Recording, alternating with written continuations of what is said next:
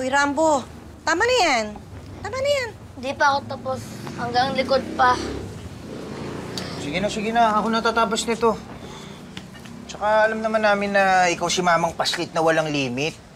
Pero boy, huwag mong kakalimutan na meron kang kaibigan na pwede mo lapitan.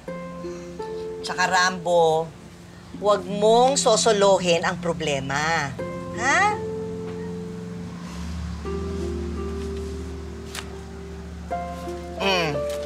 Nag-ambag-ambag kami para may maitulong sa'yo. Alam ko na hindi sapat yan para sa operasyon ng tatay mo, pero malaking tulong na rin, di ba? Pero, kailangan nyo rin ng pera. Kailangan nyo rin pera. Hindi nga, huwag ka nang kumontra. Okay na yan.